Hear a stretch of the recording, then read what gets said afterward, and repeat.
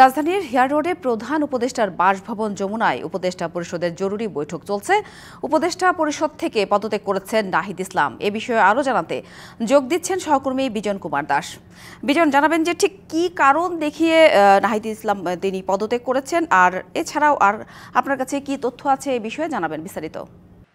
দেখুন সাথী, আমরা বেশ খানিকক্ষণ ধরে আমরা এখানে অবস্থান করছি। আসলে প্রধান উপদেষ্টার অফিস থেকে জানানো হয়েছিল যে দুপুরের দিকে একটি প্রেস ব্রিফিং হবে।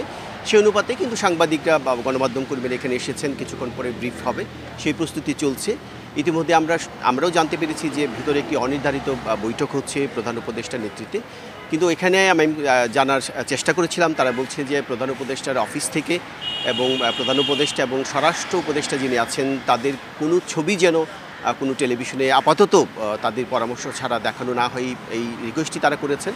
এই কারণে যেহেতু সংবাদ সম্মেলন শুধু সেটিই যেন কভার করা হয়, অন্য কিছু বলা সেটি বলা হয়েছে। কিন্তু আমরা জানতে পেরেছি একটি অনির্ধারিত বৈঠক হচ্ছে এবং বৈঠকে এই যে তথ্য উপদেষ্টা তিনি পদত্যাগ করেছেন, এই তথ্যটি আমরা আছে, হয়তো আনুষ্ঠানিকভাবে সেটি জানানো হতে পারে। আপনি জানেন যে আসলে পদত্যাগ কয়েকদিন ধরেই কিন্তু সেই গুঞ্জনটি চলছিল যে ডাক টেলিযোগাযোগ, তথ্য প্রযুক্তি বিষয়ক এবং তথ্য সম্প্রচার উপদেষ্টা নাহিদ ইসলাম তিনি পদত্যাগ করছেন, এমন একটি গুজব ছড়িয়ে পড়েছিল গত কয়েকদিন আগে।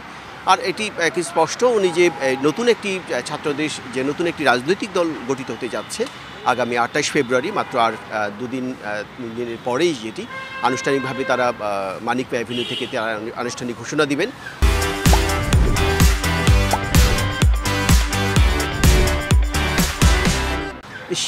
এই রাজনৈতিক দলের আহ্বায়ক হতে যাচ্ছেন তিনি এবং প্রধান দায়িত্ব নিতে যাচ্ছেন তিনি, এবং তাকে সাংবাদিকরা একাধিকবার প্রশ্ন করেছিলেন।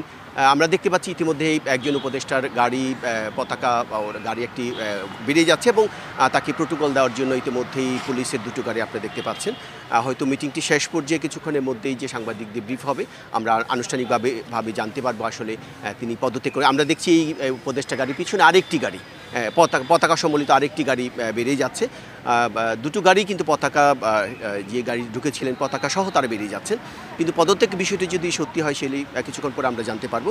আর যেটি বলছিলাম যে নতুন রাজনৈতিক দল গঠিত হতে যাচ্ছে, সেই দলটি নেতৃত্ব দেবেন তিনি, এবং তিনি যখন নেতৃত্ব দেবেন তার আগে তিনি পদত্যাগ করবেন, যেটা হাতে মাত্র আর কয়েকটা দিন বাকি। সেখানে পদত্যাগের বিষয়টি নিশ্চয়ই সত্যি হতে পারে, সেটা হয়তো কিছুক্ষণ পরে আমরা ক্লিয়ার করতে পারবো। তো জরুরি বৈঠকটি শেষ হলে নিশ্চয়ই আমরা বিস্তারিত জানতে পারবো। ধন্যবাদ।